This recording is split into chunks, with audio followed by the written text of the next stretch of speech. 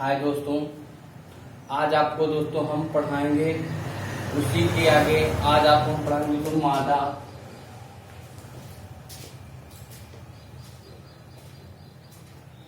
जनन अंग। दोस्तों आज आपको हम पढ़ाएंगे मादा जनन अंग। मादा जनन अंग किसे कहते हैं? दोस्तों देखो, मादा जनन अंग जो होता है दो प्रकार का। मादा जनन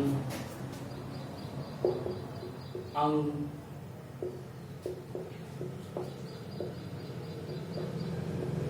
मादा जनन अंग दो प्रकार का होता है।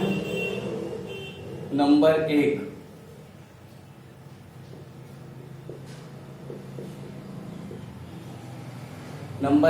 दोस्तों होता है प्राथमिक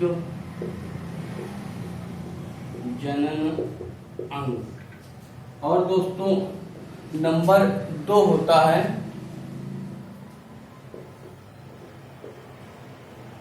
द्वितीयक या सहायक। द्वितीयक या सहायक अंग। द्वितीयक या सहायक अंग। अब प्राथमिक जनन अंग के अंतर्गत अंडाशय आता है। प्राथमिक जनन अंग के द्वारा अंडाशय आता है। द्वितीयक या सहायक अंग के अंतर्गत ये क्या क्या आते हैं? देखो भैया, एक आता है बच्चों गर्भाशय, एक आता है बच्चों गर्भाशय, एक आता है एक जोड़ी गर्भाशय गीवा। एक आता है गर्भाशय, एक आता है एक जोड़ी गीवा, और एक आता है एक यूनी। बात आई दोस्तों समझ में? एक यूनी। और उसके बाद आता है वाह्य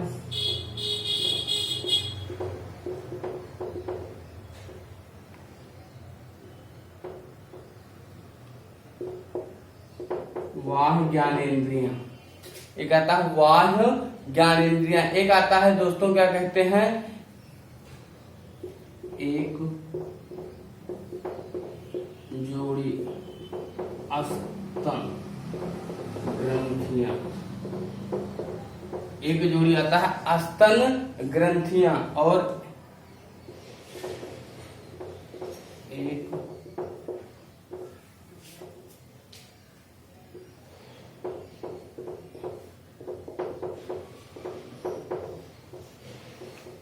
देखो दोस्तों, मादा जननांग दो प्रकार का होता है।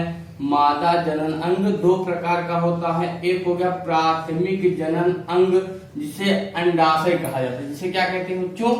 अंडाशय। और नंबर दूसरा द्वितीयक या सहायक अंग। द्वितीयक या सहायक अंग जिसे कहा जाता है गर्भाशय। जिसे कहा जाता है गर्भाशय। एक जोड़ी गर्भाशय गीवा, और दूसरा होता है एक यूनी। तीसरा वाह्य ज्ञानेंद्रियां। चौथा है एक जोड़ी अस्तन ग्रंथियां, और लास्ट वाला है एक जोड़ी अंड वाहिनियां। बात आई दोस्तों समझ में? इस प्रकार से मादा जनन अंग बना होता है दोस्तों। इस प्रकार से मादा जनन अंग बना होता है। और एक मादा जनन अंग के अंतर्गत एक शुक्राणु और एक अंडाणु। एक शुक्राणु और एक अंडाणु, अंडवाहिनियां मिलते हैं, तभी एक शुक्राणु या युग्मनज का निर्माण होता है। अगर वो आपस में ना मिले तो निर्माण ना हो। कुछ ऐसी प्रक्रियाएं होती हैं दोस्तों। अब इसे नोट कर लो, इसकी साथ स्क्रीन फोटो खींच लो, तो आपको हम आगे इसका चित्र बताएं। ठीक है, इसकी साथ स्क्रीन फोटो खींच लो। देखो दोस्तों, ये मैंने मादा जनन अंग का चित्र बना दिया। ये मादा जनन अंग का चित्र है दोस्तों। इसे कहा जाता है गर्भाशय। इसे कहा जाता है गर्भाशय। और यहाँ पर उपस्थित होती है अंड वाहिनी। यहाँ पर उपस्थित होती है अंडवाहिनी और इसे कहा जाता है योनि। इसे योनि कहा जाया करता है। और कुछ ऐसी प्रक्रियाएं उपस्थित हुआ करती हैं जैसे यहाँ पर कीप, जैसे यहाँ पर उपस्थित हुआ करती है, इसे कीप कहा जाया करता है। और ये होता है ये होता है अंडाशय। अब अंडाशय होता है और अंडवाहिनियां 4 प्रकार की होती हैं। अंडवाहिनियां 4 प्रकार की होती हैं। अंडवाहिनियां 4 प्रकार की होती हैं और शुक्राणु और अंडाणु के मिलने से, शुक्राणु और अंडाणु के मिलने से अंडवाहिनियों का निर्माण होता है। जब तक अंडवाहिनियों का निर्माण नहीं होगा तब तक एक युग्मनज जायगोट की क्रिया नहीं होगी। जब तक युग्मनज जायगोट की क्रिया नहीं होगी तब तक एक संतति कोशिका या युग्मनज से जायगोट कहा जाता है, तब तक एक नए शिशु का निर्माण नहीं होगा। और कुछ ऐसी प्रक्रियाएं होती हैं जिसमें कुछ ऐसी प्रक्रियाएं होती हैं जो अंडाशय में शुक्राणु या अंडाणुओं का निर्माण होता है, तभी वह क्रियाएं बदलती हैं जिसमें एक युग्मनज का निर्माण होता है। यह हमारा गर्भाशय कहलाता। गर्भाशय जब तक अंडवाहिनियां, शुक्राणु जब तक अंडवाहिनियों के रूप में नहीं बदलेगा तब तक वह उसकी प्रक्रियाएं बदली नहीं जाएंगी। तथा कुछ ऐसी प्रक्रियाएं होती हैं जो कई प्रकार की बताई गई हैं। दोस्तों ये बना लो फिर आपको आगे चला। एक युग्मक जनन, युग्मक जनन जो हुआ करता है बच्चों, युग्मक जनन का निर्माण, युग्मक जनन का निर्माण किशोरावस्था में होता है। युग्मक जनन का निर्माण किशोरावस्था में होता है जिसकी आयु 13 वर्ष से 14 वर्ष या 15 वर्ष की आयु होती है। युग्मक जनन का निर्माण किशोरावस्था में होता है जो क्या कहते हैं 13 वर्ष या तो 14 वर्ष। और यह 2 प्रकार के बताए गए थे बच्चों, ये 2 प्रकार की बातें बच्चों। एक होता है शुक्राणु और एक होता है अंडाणु। एक हो गया शुक्राणु, एक हो गया अंडाणु। अब शुक्राणु जब मैंने आपको नर जनन अंग बता रहा होगा तब मैंने बताया रहा होगा वृषण,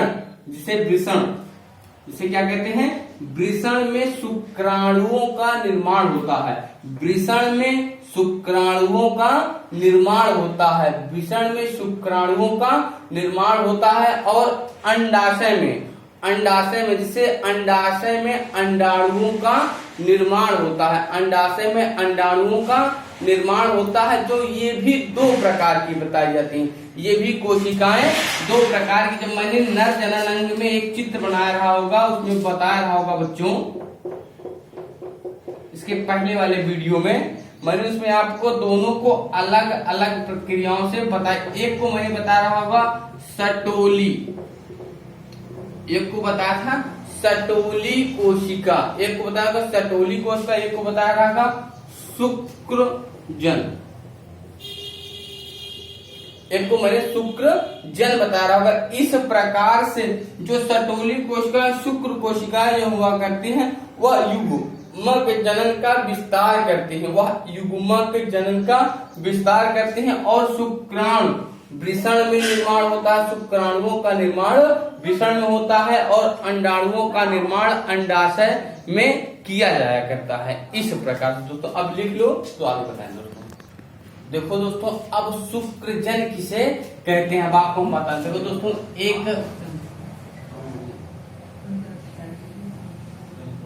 एक ऐसी कोशिका बना लेते हैं, पहले उसमें शुक्रजन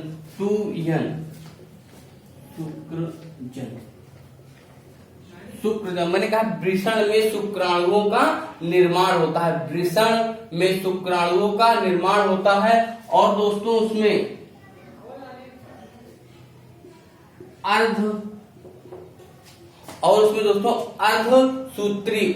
अर्धसूत्री विभाजन फर्स्ट होता है जो प्राथमिक शुक्रजन कहा जाता है, जिसे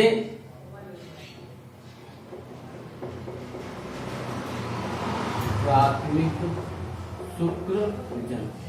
पहले दोस्तों शुक्रजन का निर्माण होता है, उसके बाद उसमें अर्धसूत्री फर्स्ट होता है जिसमें इपर माइटोगोनिया इस पे इपरमाइटोगोनिया का निर्माण होता है, जिस पर इपरमाइटोगोनिया का निर्माण होता है। उसके बाद जो इसकी कोशिकाएं हैं वो दो भागों में विभाजित हो जाती है। इसकी कोशिकाएं जो हैं दो भागों में विभाजित हो जाती है। इसकी कोशिकाएं फिर दो भागों में विभाजित हो जाया करते हैं। उसमें से एक ये हो गया और एक ये हो गया। ये भी कोशिकाएं दो भागों में विभाजित हो गई और ये भी कोशिकाएं दो भागों में जब विभाजित हो गई तो इसमें निर्माण किसका होता है? एक का निर्माण होता है जिसे कहा जाया करता है शुक्राणु प्रसु। उसे शुक्राणु प्रसु कहा जाया करता है और इसे कहा जाता है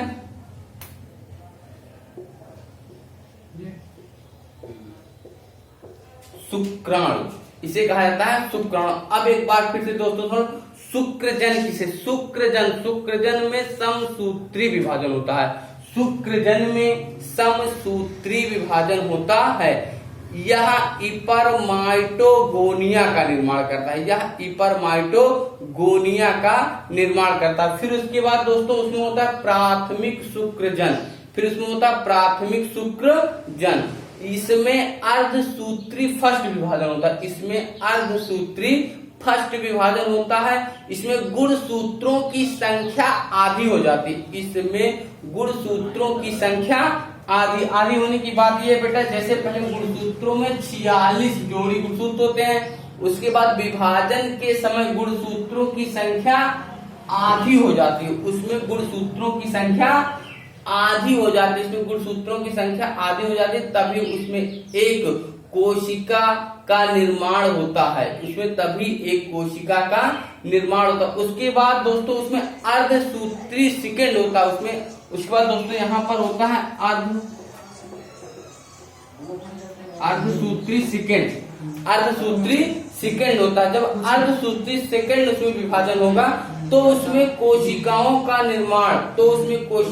निर्माण एक अलग प्रकार से किया जाता है, जिसे शुक्राणुजन की कोशिका कहते हैं। जिसे शुक्राणु की कोशिका कहते हैं। जो शुक्राणु की कोशिका कहते हैं दोस्तों। बात है समझ में दोस्तों।